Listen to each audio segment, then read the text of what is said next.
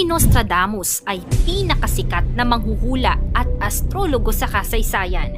Ang kanyang mga hula ay talaga namang naging kontrobersyal dahil karamihan sa kanyang mga hula ay misteryoso at nakakatakot. Mula sa kanyang aklat na Les Prophetes, iniulat niya dito ang kanyang mga pangitain sa pamamagitan ng mga tula na kilala bilang quatrains. Maraming henerasyon na ang nagpatotoo at pinaniniwalaan na si Nostradamus ay nakapredict at nakahula ng maraming mahahalagang pangyayari sa kasaysayan tulad ng pag-atake sa 9/11, maging ang malupit na sunog sa London, ang pambobomba ng atomika sa Hiroshima at Nagasaki, Japan, at marami pang iba na tila naging makatotohanan. At ayon sa mga eksperto, sa bawat taon o siglo ay mayroon itong matitinding hula.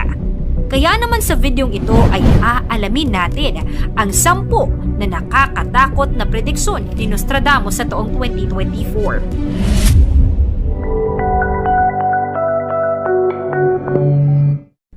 Pang-10, malubhang delubyo sa taong 2024. Hindi na natin kailangan pa si Nostradamus para sabihin sa atin na ang patitinding problema sa klima ay patuloy nang nangyayari, kung saan panay iniuulat ang mga malulupit na mga bagyo, sunog at pagtaas ng mga temperatura ngayong taon. Pero ang nakakaintriga ay kung paano niya ito tila inunawa at inaasahan mula sa mga siglong nakalipas. Ang tuyong lupa ay magiging mas tuyo. Yan ayon sa di umano kanyang hula. Magkakaroon ng malalakas na baha sa iba't ibang bahagi ng bansa at malawakang gutom sa pamamagitan ng mga pestiferous wave ang mangyayari. Magkakaroon din umano ng tsunami na makakaapekto sa agrikultura.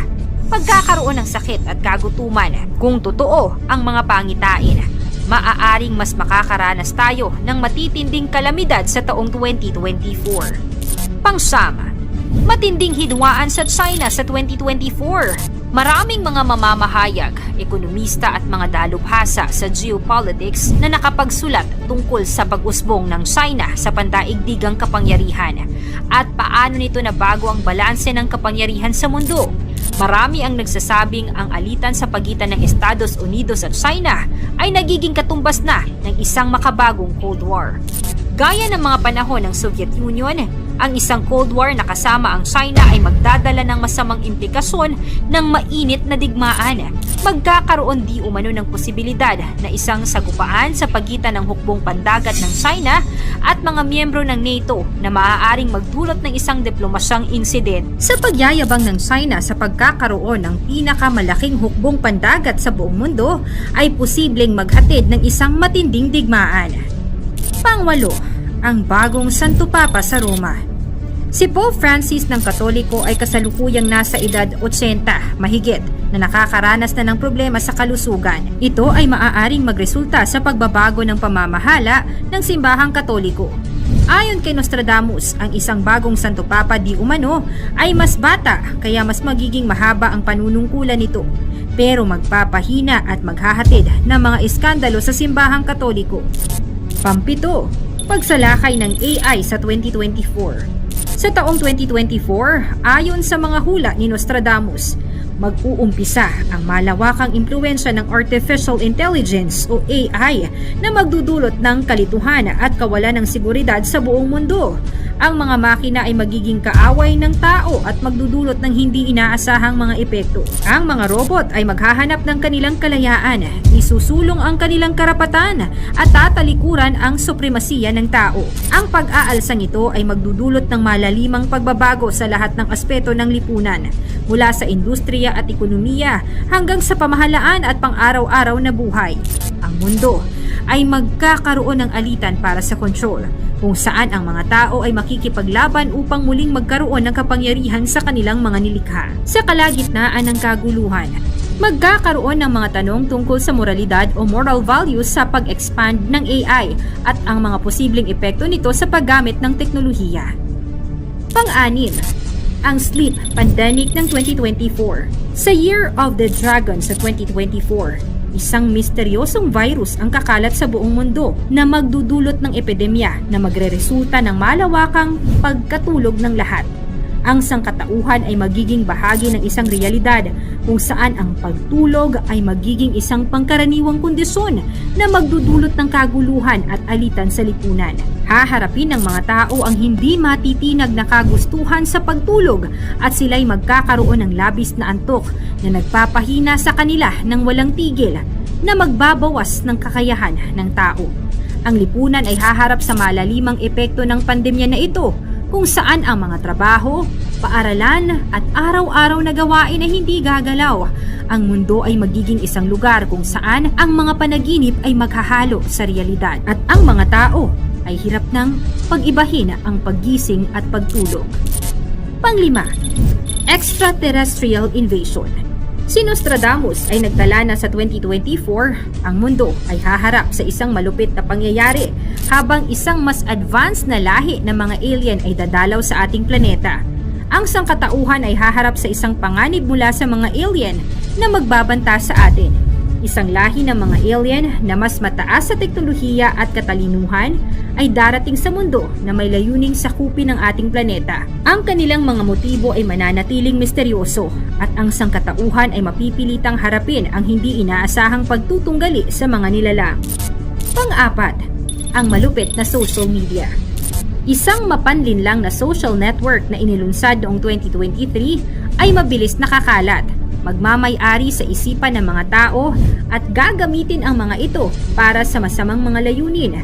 Ang kapangyarihan ng social media ay magiging baluktot, magdudulot ng kaguluhan at distorsyon sa lipunan. Pangatlo,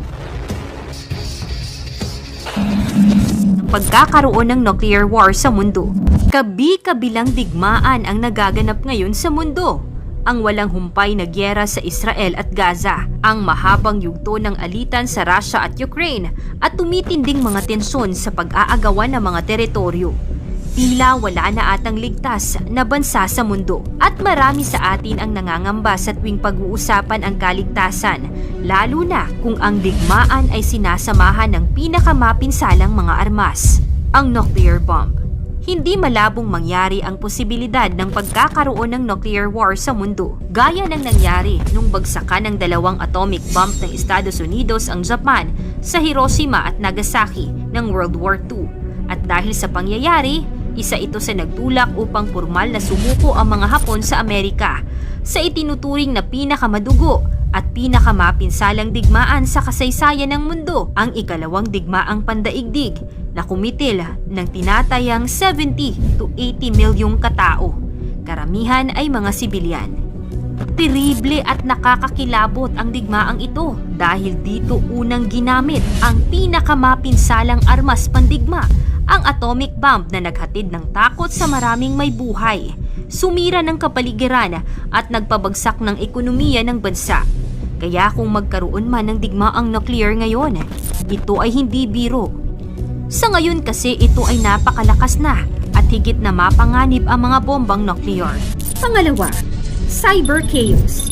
Isang sunod-sunod na mapaminsalang cyber attack sa mga kritikal na infrastruktura at militar na sistema ay magdudulot ng kaguluhan at pagdududa sa pagitan ng mga bansa.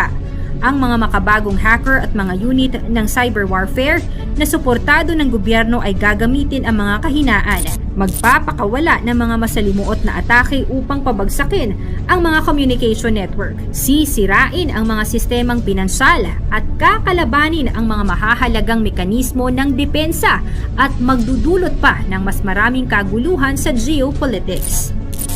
At una, ang kontrobersyal na hula ng pagkapanalo ni Trump sa halalan ng Pangulong 2024. Sa mga hula na kamakailan lang ay nagkaroon ng pansin ay ang posibleng pagbabalik ni Donald J. Trump sa pinakamataas na posisyon sa Estados Unidos. Ng hulang ito ay naglalaman ng isang malupit na kwento na nagpapakita ng magulo at masalimuot na larawan ng kinabukasan ng Amerika sa ilalim ng pamumuno ni Trump.